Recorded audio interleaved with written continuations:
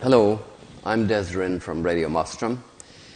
I'm here at the Mariah Edgeworth Centre in Edwardstown in County Longford with Matt Farrell to discover a little bit more about the life and times of the novelist Mariah Edgeworth. The Mariah we all know was defined by her novel Castle Rackrent, but there is much more to her life than that. Can you tell us a little bit more about that, Matt? Yeah, well, Mariah Edgeworth was born in Oxford in 1768, and her father was sent from Edgeworthstown here at the age of 17 to Oxford, and he was residing with some family friends, the Ellers. And he was a bit of a lad because he was sent to Oxford because he wasn't behaving himself in Trinity College in Dublin. And he struck up a relationship with a 17-year-old daughter in the family. And they eloped to Gretna Green where they got married. And he went on to have 5 children in his first marriage with Anna Marie Ellers. And it was a very unhappy marriage. He spent a lot of time away from home. His wife died at the birth of his 5th child, and at the same time he had met with Honora Snyde, who was to become, incidentally, his second wife and Mariah's first stepmother. And he wrote to a famous friend of his, Erasmus Darwin, and he said, "I felt the inconvenience of an early and hasty marriage, and I thought and though I heartily repent my folly, I determined to bear with firmness and temper the evil which I had brought upon myself. Perhaps pride had some share in my resolution."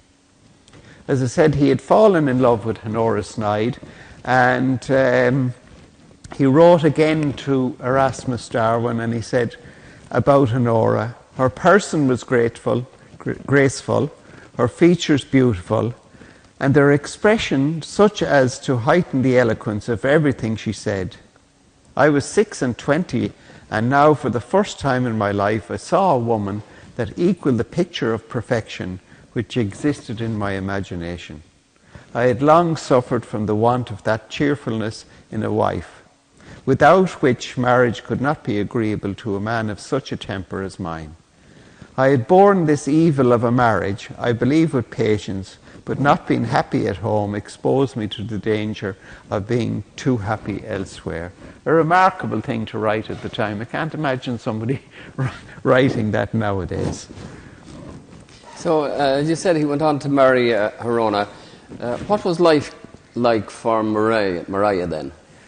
Yeah, her father put his unhappiness down to the fact that his first wife, Anne Marie Ellers, she was illiterate, and he was a very intellectual sort of a man. So they didn't meet, they weren't equals intellectually, and he put it down to that. Whereas when he met Honora, she was a poet, a writer, she was intellectually brilliant, probably more intellectual than himself, you know. Yeah. And he brought her back to Edgeworthstown. He was infatuated by her. And Mariah was 8 years of age at this stage. And he banged her off to boarding school over in Derby in England at 8 years of age, to get her out of the way, really. Mariah was very unhappy at boarding school. She had wrote a number of letters to friends. She even attempted to commit suicide. So we're trying to get a picture of a person that became a famous novelist when she was a child. She had a medical condition in that she had stunted growth. She never grew taller than 4'6". And at the time her father used unorthodox methods to try and stretch her bones, you know, and as a young girl. She showed promise as a writer at that time. Her tutors in school had said this and wrote about it. But all her stories that she had written about were morbid. You know, they were sad stories. So she then spent 8 until the age of 14 when she came back to Edgeworthstown. And it appears from her letters and everything else that she was trying to please her father all the time. You know, so So that was her very early life until she came back to Edgeworthstown, and then tragedy struck again. About that period in her life. Yeah, Richard Lovell, her father, had married Honora. They were equals. She was very intelligent, as I said, but unfortunately she died a few years after the marriage. They had 2 children. So Maria came home to live, and Honora had said to her husband, Richard Lovell, that he was the sort of man that couldn't live without being married or have a wife. And so she pleaded with him to marry her sister, Elizabeth. So the 2 sisters, and this was frowned upon by the Church of England at the time. It wasn't the custom, but somehow he got around it and he married her. And they had a number of children. Incidentally, he had 22 children altogether. So at that time, the first son, Richard, the oldest of the family, and Maria's father was a kind of an unorthodox sort of a person as well, and he tried to rear the son under the philosophies of the French philosopher Rousseau. And Rousseau believed that you could let children run wild and they naturally grow into the people that you wanted them to grow into. But it was a total disaster of an experiment. So he shipped him off. I can well imagine. Yeah. So he shipped him off to America into the Navy, and he ended up a very successful man in his own right and died in North Carolina. And even to this day, there's a memorial stone to him in the graveyard over in North Carolina. So she's now back living with her father. What was life like for her during that period? Yeah, well, during that period, Maria's life changed, and the relationship between herself and her father really improved. When he came back and took responsibility for the estate, he got rid of a lot of the estate agents and everything, and he decided he would run the estate by himself. And Maria became his secretary.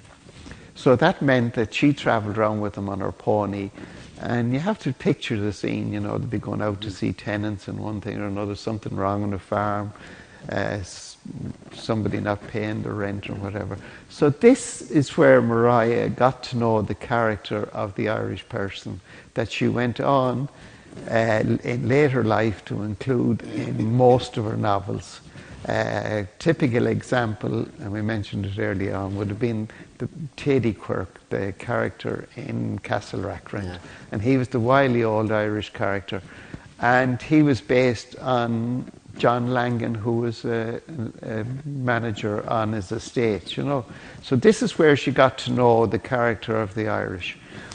And she tried then in later life to convey this character of the people. She had huge admiration for the character of the people. She thought they were intelligent, she thought they were bright, she thought they were eloquent in their language and everything else. And she tried to portray this in writing to an audience in England that didn't understand the Irish at the time. Yeah, she thought they were lazy, I think. Yeah. She expressed the view that the Irish were lazy, but she went on to explain herself in that she said the reason they were lazy is they were poorly paid, they were living in terrible conditions. So there was nothing there to encourage them to get up off their backsides and work. They were totally oppressed all the time. So that's why. But as I said, she had written in a letter, she said she also found the lower classes to be extremely eloquent, had a wide vocabulary, a fluency of delivery, and as she said herself, good lawyers, as necessity obliged them to be at the time. She grew up in a large family. How did that define her? Yeah, as I said earlier on, her brother, who was the eldest, had gone off to America, so Maria was the next eldest, and following that there were 20 children born, and to 3 wives, to 4 wives, 3.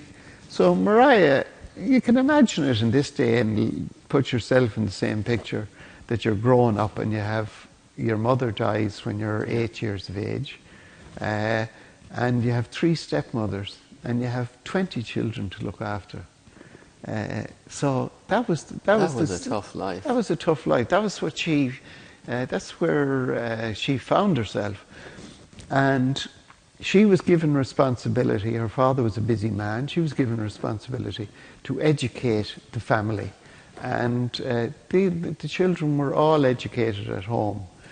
And again, if you look back at the family history and you look at where we are today, these children were all taught languages. Mariah Edgeworth could speak fluent French at the age of 10, you know. So, but she used the experience that she had in educating children to practical purposes, in that between herself and her father, they collaborated on the publication of 2 volumes of practical education, which are there, theory in how to educate children.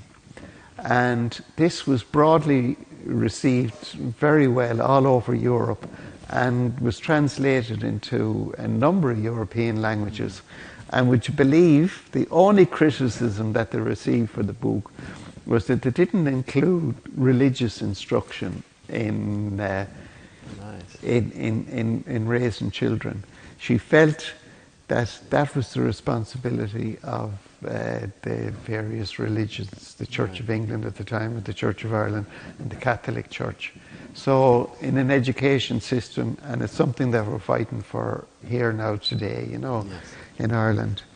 So in 1798, that was a revolutionary period in Irish history. How did an Anglo-Irish girl cope with that? How did she... Again, I like to try and put her into a present-day situation. Here was a young girl in the middle of nowhere in Ireland. It was in the middle of the revolutionary period. She was very politically aware. She kept in touch with people all over Europe mainly, but she knew what was happening in France. Her cousin, the Abbé Edgeworth, had emigrated to France, had become a Catholic priest, and had administered the last rites to Louis XVI at the guillotine. Her brother Lovell, her younger brother Lovell, had been captured by the Napoleonic forces and was imprisoned for 11 years in Paris.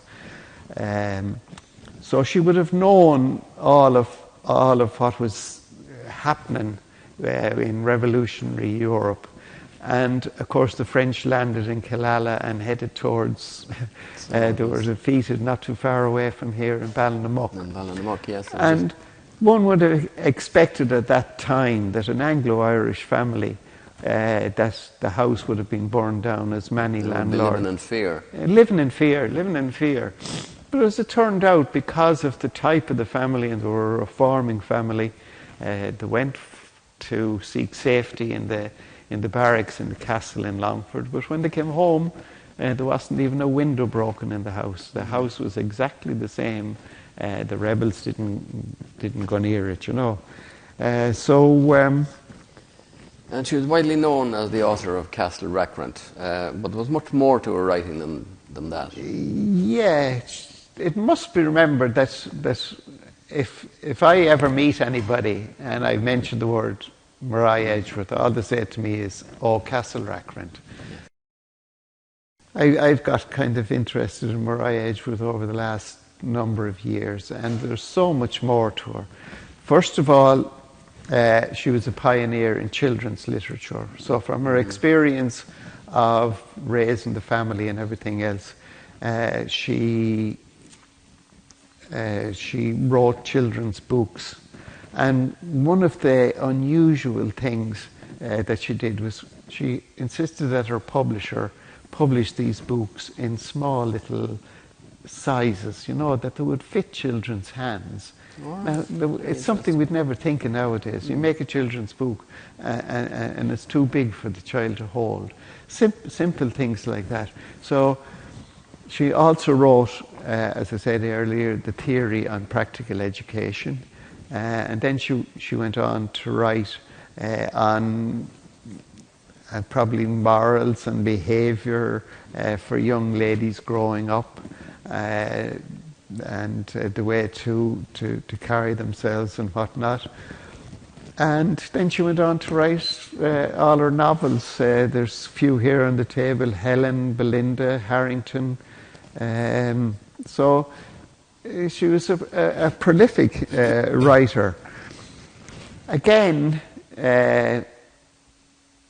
her fame was, she was one of the best-selling, if that's the right word to say, novelist of her time. Yeah. She was the first female novelist of what's called the regional novel. Her fame attracted people here to Edgeworth. William Wordsworth came to visit her in 1829. Sir Walter Scott came in 1825. She went to England, where she dined on numerous occasions with Lord Byron. Fanny Burney, when she was in Paris, she was entertained in all the literary salons of the time. And literature was major at that time, because there was no television or no other type. Literature was what it was all about at that time, you know.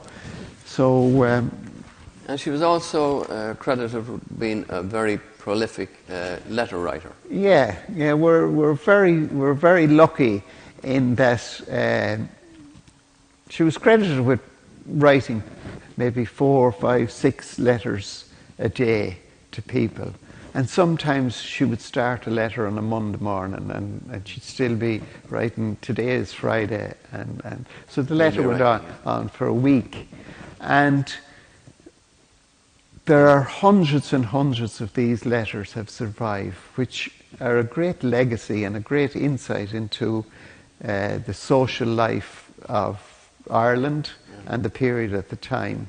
And one of the reasons that they have survived is that people receiving a letter from Maria Edgeworth felt themselves privileged, so they kept those letters. Now, there's very few letters that people wrote to her existed, because she didn't seem to think that they were that important. Look for an answer from them. Yeah, so the most of the letters that have survived are letters that she wrote to other people.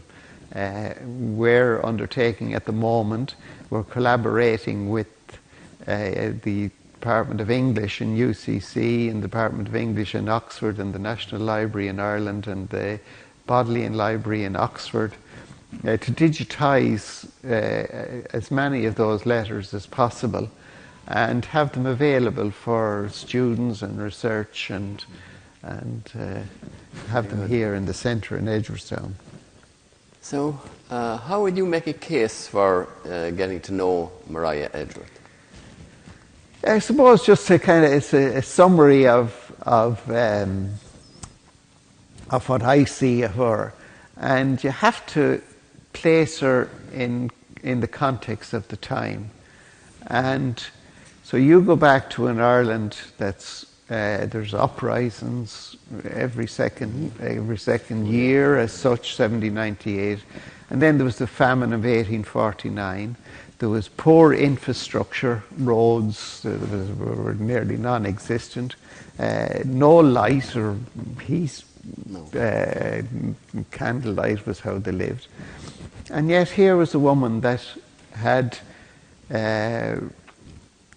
written extensively, had numerous books published, had worked as a secretary on her estate for her father, had travelled extensively throughout Ireland and Europe. She travelled to Paris, she travelled to Geneva, she travelled on numerous occasions to London, to Scotland.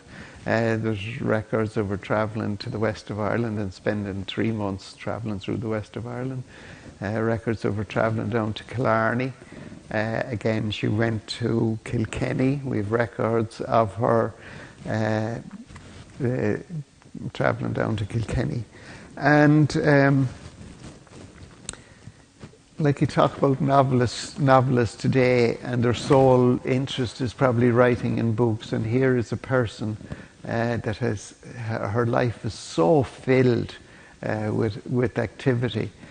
She was also political. She had political views, and this was a time when women weren't expected to put their head above the parapet, and yet she had political views. One of them was, we'll say, Daniel O'Connell was around at the time, the same time as Mariah Edgeworth. Actually, he dined up in her house here in Edgeworthstown when he was on a visit. She believed in Catholic emancipation, which he wanted at the time, but she didn't think that it was a good idea for the Catholic Church, because she had a kind of a visionary in that.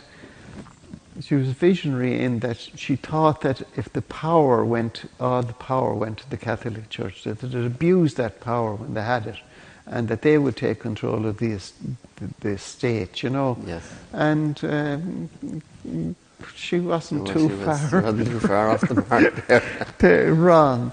I suppose if I were to say she was an Anglo-Irish woman, she probably lived in a bit of fear as well. I would say if she was in today's life, I'd consider her a national hero. And I would encourage young people to pick up a book and maybe read a biography on Mariah Edgeworth and see that there's more to her, you know. Recently, you opened the new Mariah Edgeworth Centre here in Edgeworthstown, and it's been a great success so far, but with the pandemic and all that, it's been closed for the last couple of months. But you have good plans to open up again. Yeah, we have. We're very lucky in that the Edgeworth Society, there were people here in Edgeworthstown in the 1960s, and they had a vision that the legacy of Mariah Edgeworth should be remembered and not forgotten.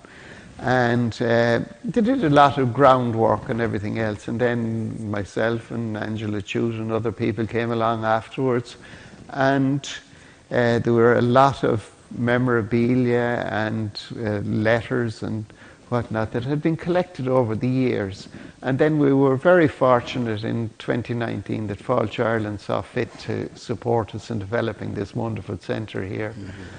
And we hope to promote it worldwide, and eventually maybe that Edgeworthstown would once again become the literary centre of the world. And you have a website. And yeah, we've developed a new website, and our festival, as you know, we're here, this is part of the festival, yeah. And we have a new website, www.mariahedgeworthcentre.com. Great. Okay, well, thank you very much indeed, Matt, for that insight into Maria's early life. And thank you for joining us, and hope you enjoyed the little chat we had. Thank you.